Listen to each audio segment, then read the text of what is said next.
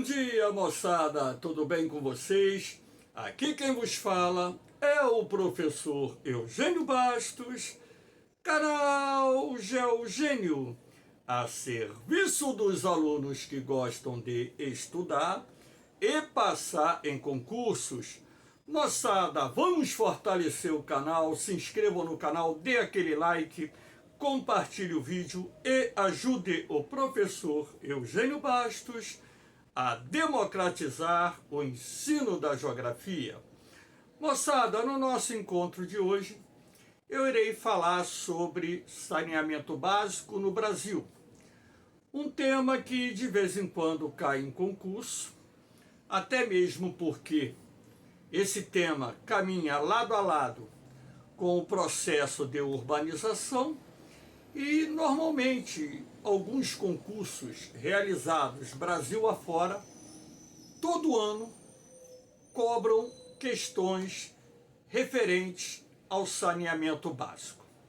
Então, para que vocês tenham uma ideia, o saneamento básico é uma questão, um tema bastante amplo, podemos assim dizer, porque o saneamento básico ele não se restringe os investimentos que são destinados, por exemplo, à captação e tratamento de água e sua distribuição para as populações das cidades, assim como a captação do esgoto e tratamento do esgoto produzido nas cidades, mas também o saneamento básico, ele envolve outros aspectos, como, por exemplo, calçamento, pavimentação de ruas, implantação de redes de drenagem, coleta dos resíduos sólidos produzidos nas cidades, que é o lixo urbano,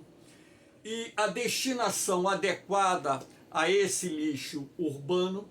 Então, na verdade, o saneamento básico corresponde a um conjunto de obras, de investimentos que são realizados nas cidades de forma a melhorar a infraestrutura urbana e, consequentemente, a qualidade de vida da população residente nas cidades. Aqui no Brasil, muito se fala em carência de saneamento básico, e a gente sabe que isso acontece, principalmente não só nas regiões de menor desenvolvimento econômico, assim como também nas cidades, sobretudo nas periferias, que normalmente agrupam populações de baixa renda, correspondendo inclusive áreas que são ocupadas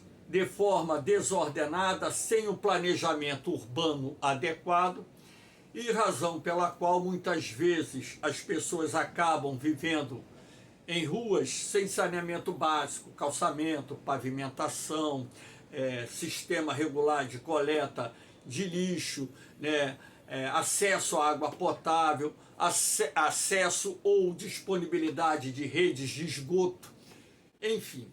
Então, o que eu vou falar nesse encontro é sobre o saneamento básico em nosso país, abordando as suas principais características, as diferenças existentes entre as regiões do Brasil e também os problemas que decorrem da falta de saneamento básico, que não só afetam a vida humana, como também causam danos ambientais, não só nos ecossistemas fluviais, lagunares, lacustres, como também os ecossistemas encontrados em baías e até mesmo em trechos do litoral. Espero que vocês gostem do nosso encontro. Havendo qualquer dúvida, deixe a sua pergunta na parte dos comentários, que eu terei o máximo prazer de respondê-la. Então, nada melhor do que iniciar essa aula mostrando aqui os símbolos do saneamento básico, Aqui simbolizando um vaso sanitário, ou seja, a coleta de esgoto. Aqui é o símbolo dos resíduos sólidos, do lixo produzido nas cidades. Aqui nós temos o símbolo da água potável, que chega às nossas residências, pelo menos para boa parte da população. E aqui simbolizando a chuva, os sistemas de drenagem, que também devem ser desenvolvidos nas cidades como forma de evitar inundações, enchentes. Então vamos abordar esses temas procurando de uma forma bem simples e objetiva alcançar vocês. Aqui nós temos a participação da coleta de lixo por regiões do país. Então, logicamente que esse percentual que está aqui assinalado é o percentual relativo ao total de lixo produzido no Brasil. Não quer dizer que lá no Nordeste apenas 22% do lixo que a população regional produz é coletado. Não, isso aqui é uma distribuição a nível nacional. Então, qual é a região que mais contribui na produção de lixo e, consequentemente, na coleta de lixo? É a região Sudeste. Não só porque é a região mais populosa, assim como também é a região que produz mais lixo no Brasil. Então, uma coisa está atrelada à outra. Então, em segundo lugar, vem a região Nordeste. Agora, por quê? O Nordeste é a segunda região mais populosa do Brasil. Então, com uma participação de 22%. A região Sul aparece em terceiro lugar, que é a terceira região mais populosa do Brasil, com 10,8%. E apesar da região Norte ser a quarta região mais populosa do Brasil, temos que lembrar que entre as regiões geográficas é a que tem a menor participação na coleta de lixo, com apenas 6,5%. E o Centro-Oeste aparece com 7,5%. Apesar da população da região Norte ser um pouco maior do que a população da região Centro-Oeste, há de se destacar que as condições de vida, pelo menos para a maior parte da população da região Centro-Oeste, são melhores do que as condições de vida para a maior parte da população da região Norte, e dessa forma a região Centro-Oeste acaba produzindo mais lixo e também acaba tendo uma maior participação na coleta do lixo que é produzido no Brasil. Aqui nós temos, por exemplo, a produção do lixo por habitante, quilo, né? Então, qual é a região que mais produz lixo por habitante? A produção per capita, né? Então, aqui na região Sudeste, a média é um pouco superior a 1 quilo e 200 gramas de lixo per capita por dia. Em segundo lugar, aparece aqui a região Centro-Oeste, que está até acima da região Sul, aqui, com um pouco mais de 1 quilo. Em terceiro lugar, vem a região Sul, o Nordeste, com quase 1 quilo, 971 gramas. Em quarto lugar, vem a região Norte, com 898 gramas. Em último lugar, vem a região Sul, com 805 gramas. E repare que no Brasil você tem uma produção per capita de lixo dia de 1,67 kg. Então isso aqui é para que vocês tenham uma ideia de que não necessariamente a produção de lixo per capita é compatível com o grau de desenvolvimento da região, até mesmo porque a região Sul é mais desenvolvida do que a região Nordeste, mas quando se produz mais lixo per capita, percebe-se que a região Nordeste, por exemplo, está na frente, assim como a região Centro-Oeste, que é a quarta região mais desenvolvida do Brasil, está na frente da região Sul, que é a segunda região de maior desenvolvimento do país. Então a ideia aqui é mostrar a vocês a produção de lixo per capita por região geográfica e mostrar que não existe uma relação direta com o grau de desenvolvimento e essa média per capita de lixo que é produzido no Brasil diariamente por região geográfica. Aqui nós temos o destino dos resíduos sólidos, RSU, no Brasil. Então, destinação adequada em 2019, quase 60% de todo o lixo brasileiro tinha um destino adequado, ou seja, o lixo era destinado ao aterro sanitário, reciclagem, usinas de compostagem e por aí vai. E 40,5% do lixo, destinação inadequada, isso quer dizer que uma parte considerável do lixo produzido em nosso país ainda é despejado em lixões a céu aberto, lembrando que os lixões a céu aberto contribuem para a proliferação dos vetores transmissores de doenças, ratos, insetos, vírus, bactérias. A decomposição desse lixo lança na atmosfera o gás sulfídrico, que é o gás metano, um dos gases do efeito estufa. A decomposição do lixo orgânico contribui para a produção do chorume, que é um líquido de coloração escura, extremamente ácido e tóxico, que contamina não só o solo, assim como o lençol freático, rios, riachos, córregos, baías, lagoas e por aí vai, muitas vezes sendo responsável também pela ocorrência de mortandade de peixe. E, além do mais, o mau cheiro que provém da decomposição do lixo orgânico, que acaba criando aquele ambiente com odor desagradável e prejudicando, sobretudo, aquelas pessoas que moram nas imediações dos lixões. Então, aqui nós temos, por exemplo, a destinação adequada do lixo. Eu destaquei aqui 3 destinos adequados. Os aterros sanitários, aqui vocês podem ver o lixo já sendo depositado num aterro sanitário recém-inaugurado. Lembrando que aqui no solo, abaixo da terra, dessa camada de solo, tem essa manta preta de polietileno de alta resistência.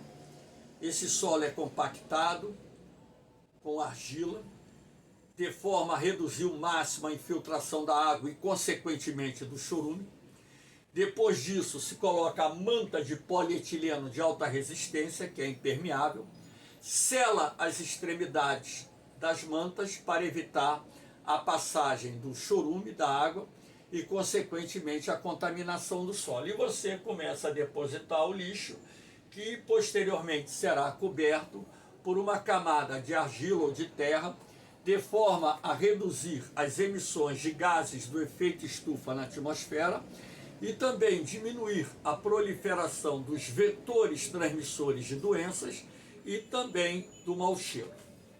Aqui nós temos a usina de compostagem, que é o destino adequado para o lixo orgânico. Lembrando que compostagem acaba se transformando em um adubo orgânico de excelente qualidade, que pode ser utilizado na agricultura, em praças, parques, jardins, enfim. Além do mais, nas usinas de compostagem, assim como no aterro sanitário, você terá a produção do gás metano, que poderá também ter uma destinação adequada, alimentando, por exemplo, usinas termoelétricas, caldeiras de usinas termoelétricas, caldeiras de indústrias. Também serve para o abastecimento de lares, serve para o abastecimento de veículos automotores, enfim. Então, até mesmo o gás que é produzido a partir da decomposição do lixo pode e deve ter uma destinação econômica adequada. E aqui nós temos, simbolizando a reciclagem, metais, plástico, papel, papelão, vidros, tudo aquilo que pode ser reciclado e transformado em matéria-prima, que posteriormente será utilizada para a produção de outros produtos industriais. É claro que parte do lixo, aquele que é considerado tóxico, ele deve ser incinerado em torres de incineração que disponham de dispositivos contra a poluição, contra emissões de gases poluentes na atmosfera, e os resíduos dessa queima têm que ter uma destinação adequada para evitar qualquer tipo de contaminação do meio ambiente. Aqui no Brasil ainda se fala muito pouco em coleta seletiva do lixo, né?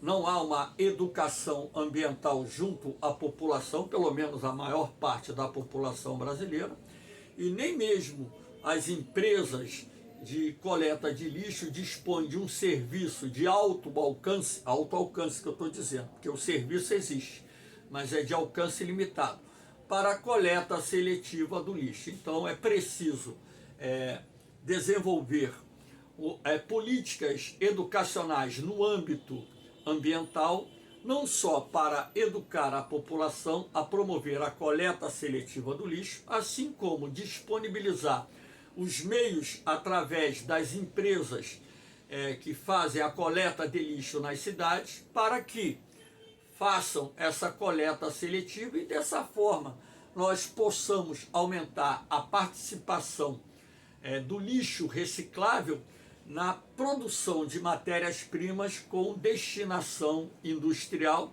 e outros tipos de destinação. Aqui nós temos a população com acesso à água tratada 2020 por regiões. Reparem que entre as regiões geográficas, o Sudeste é a região brasileira com o maior percentual de pessoas com acesso à água potável, à água tratada. Pouquinho mais de 91%. Tem cidades aqui da nossa região Sudeste, eu moro no Rio de Janeiro, que a água potável atinge mais de 98% da população. Na região Sul, 90,5%. Na região Centro-Oeste, 89,7%. Na região Nordeste, repare, o percentual já cai bastante, 73,9%. E a região Norte do Brasil, com 57,5%, são as regiões que, vamos dizer, têm menor acesso à água tratada, ou seja, a população tem menor acesso à água tratada. Norte e Nordeste, até mesmo porque, no caso da região Norte, né, a gente sabe que é uma região que carece muito de investimentos na área de saneamento básico, assim como também a região Nordeste também ainda carece de investimentos nessa área, e aquelas pessoas que vivem, sobretudo nas periferias das cidades, normalmente residem em áreas que não têm acesso à água tratada, sobretudo aquelas localidades mais pobres. É muito comum lá no Nordeste, nas áreas mais carentes, as pessoas consumirem água de poço, fazerem a coleta de água da chuva através das calhas que são colocadas nas beiradas dos telhados. Essa água acaba sendo canalizada para as cisternas que o próprio governo andou construindo nos últimos anos. Enfim, a importância das pessoas terem acesso à água potável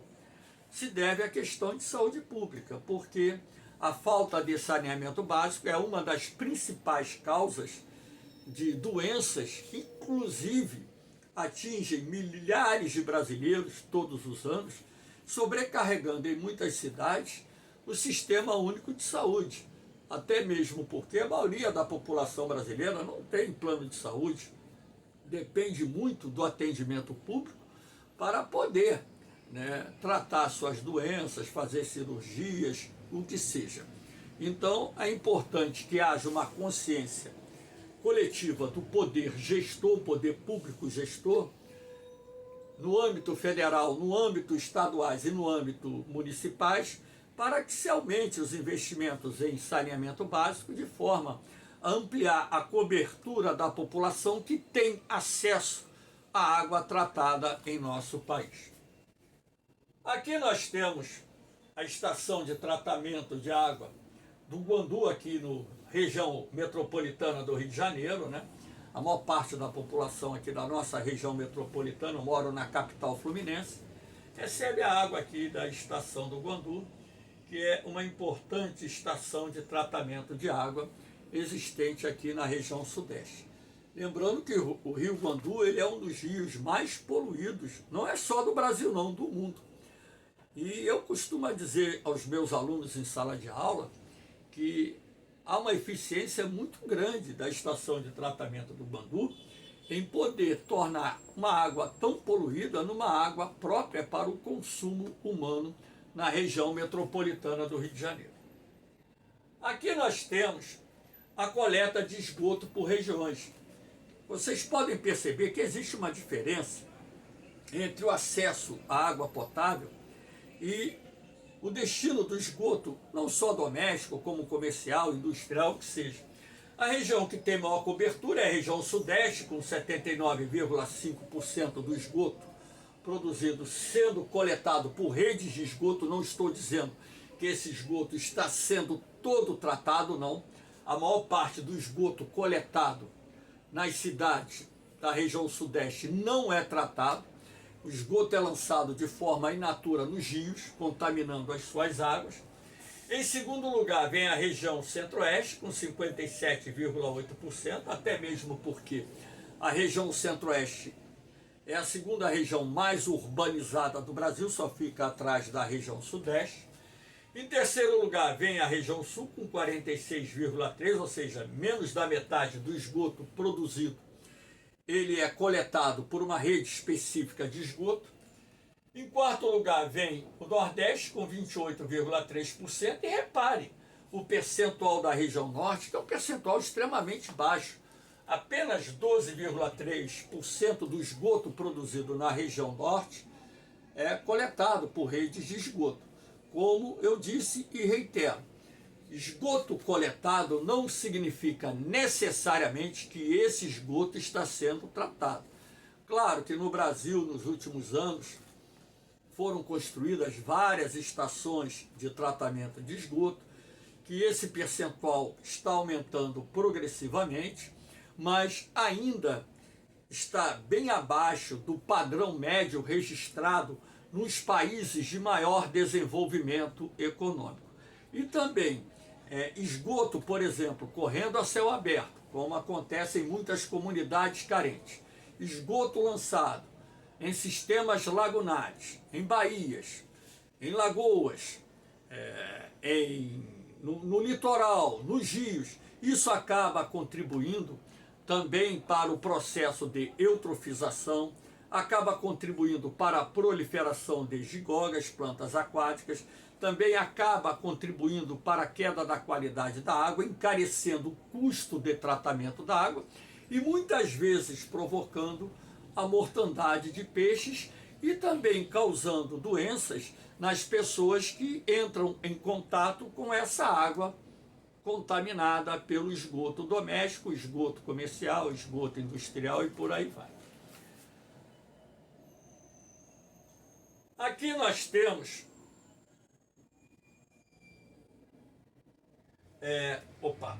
pulou.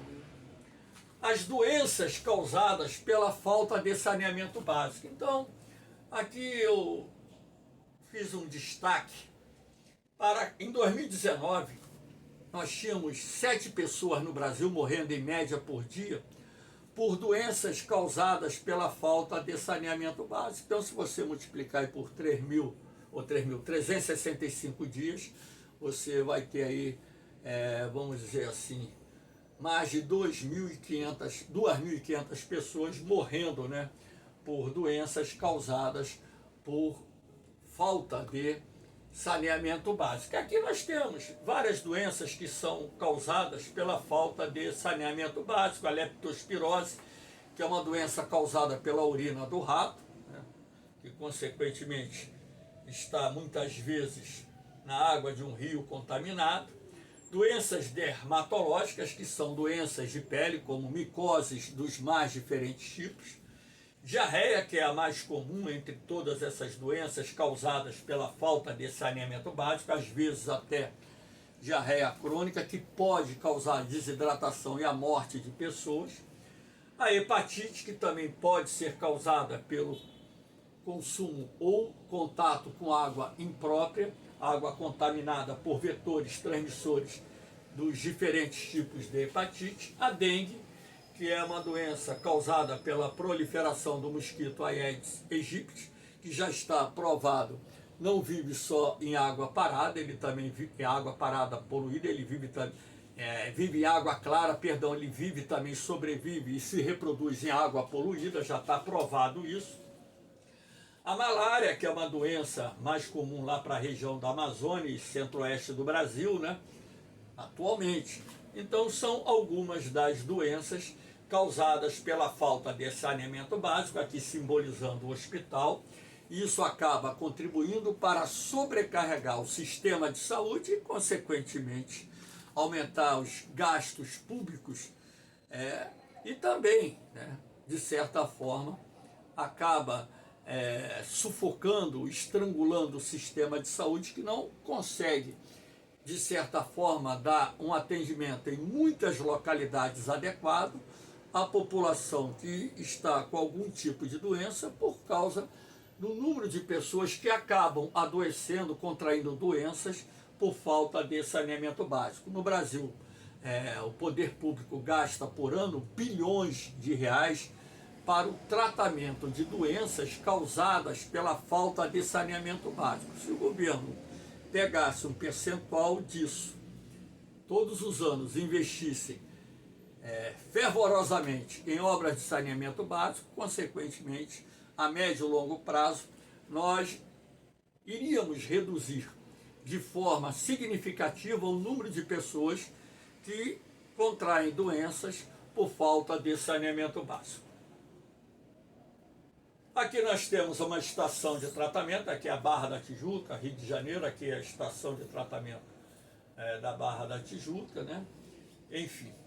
Então nós temos a estação de tratamento de esgoto, que é o local adequado para o esgoto canalizado, porque não adianta você canalizar um esgoto e lançar o esgoto no rio, numa baía, numa lagoa, no litoral, no emissário submarino, que de certa forma você vai poluir, mesmo no emissário submarino, onde esse esgoto é lançado 3, 4, 5, 6 quilômetros distante da praia, você vai ter a contaminação da água. Então o ideal é que essa água venha a ser levada para uma estação de tratamento de esgoto, onde ela vai ser purificada, ela sai dali com aproximadamente 98% da água pura, imprópria ainda para o consumo humano, por causa dos vetores transmissores de doença. Agora, se essa água passar por uma segunda etapa de tratamento, ela pode se transformar em água potável e as pessoas consumirem tranquilamente, sem problema nenhum. E caso isso não aconteça, essa água que sai com 98% de pureza, ela pode e deve ser empregada como água de reuso na lavagem de ruas, calçadas, praças, prédios públicos, também para regar praças, jardins, enfim, e até mesmo tendo destinação para ramos da indústria. E lembrando que a água de reuso, ela é mais barata do que aquela água potável que nós consumimos diariamente.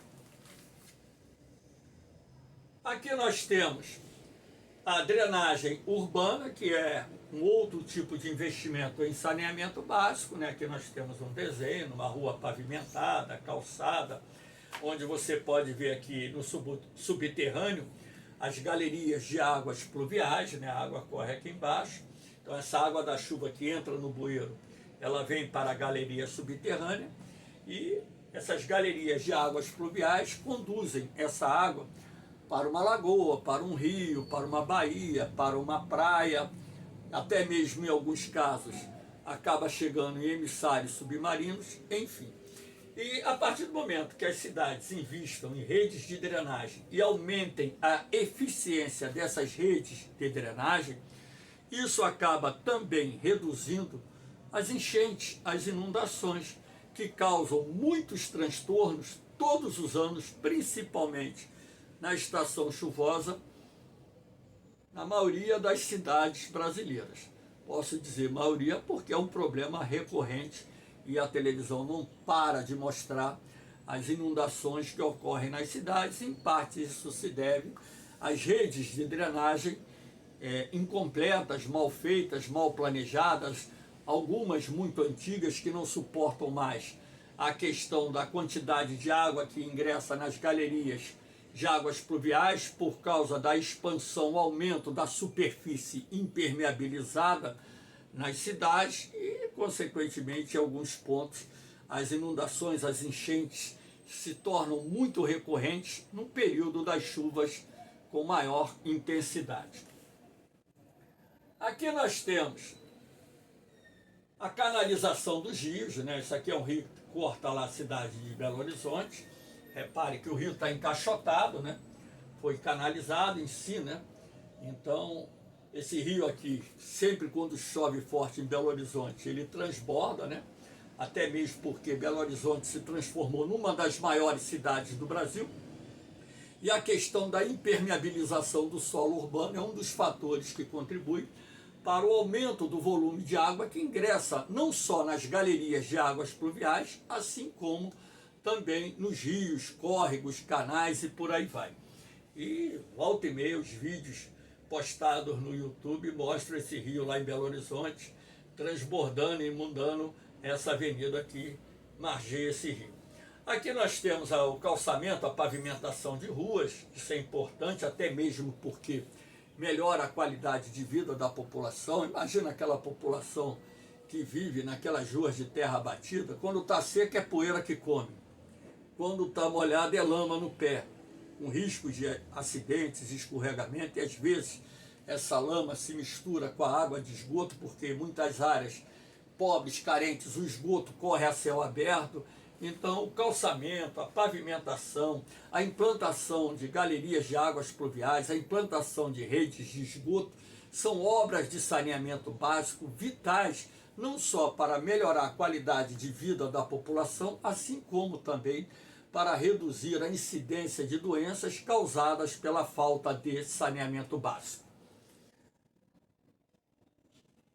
Aqui nós temos os piscinões, dois exemplos de piscinões, né, que virou uma febre nas grandes cidades, naquelas áreas que ficam mais vulneráveis às enchentes, a construção dos piscinões que não resolvem por inteiro o problema, mas minimizam e reduzem, né, vamos dizer assim, a quantidade de dias em que ruas ficam inundadas por ocasião das fortes chuvas, até mesmo porque, dependendo da intensidade da chuva e do tempo de duração das chuvas, esses piscinões atingem a capacidade máxima e o problema de transbordamento e inundação vai acontecer, prejudicando a população e as pessoas que passam por aquelas áreas que estão sendo inundadas.